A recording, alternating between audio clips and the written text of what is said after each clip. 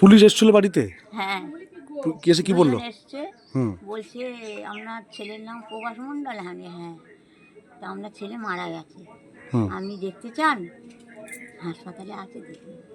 আমি বলছি না, আমি আর দেখতে চাই না, আমি দেখে আর কি করব, আর আমার যাবার শক্তি নেই, আমার গলা শুকিয়ে যাচ্ছে, বলতে পারছি না।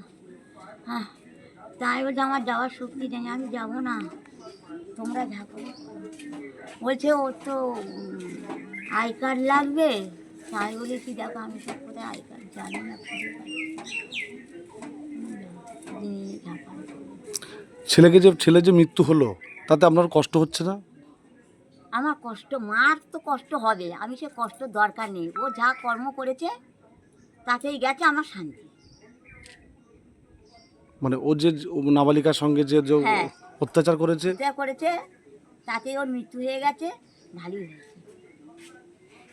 আপনারা কি মৃতদেহ আনতে যাবেন? না, আমার কেউ যাওয়ার নেই, আমি যেতে পারবো না, মৃতদেহ আমি আনবো না। আমি তো বললাম আর আমাদের দেখতে চাই না, একদম দেখতে চাই না। তোমরা ওখানে নিয়ে ঠেকে নাও, দমে দেবে, কোথায় দেবে, ফেলে দেবে, দিয়ে যাও, কেউ যাবে না। আচ্ছা, আমি ওর যাবো না। ওর আচরণে কি আপনারা কি ক্ষুব্ধ ছিলেন? ও মানে খুব অতিষ্ঠ ছিলেন? দেখো আমি আর ওসব কিচ্ছু বলতে পারবো না, ও যে গেলে আমাদের কথা শুনি, বিশেষ করে মার কথা যদি না শুনি, নিজে নেশা ভাঙ করে, তা আমার অত আর কিচ্ছু বলার নেই। আপনার কি নাম? সন্ধ্যা মন্ডল। পুলিশ কখন এসেছিল? এই তো এই সকাল 5:30 6টা নাগাদ মনে হয়।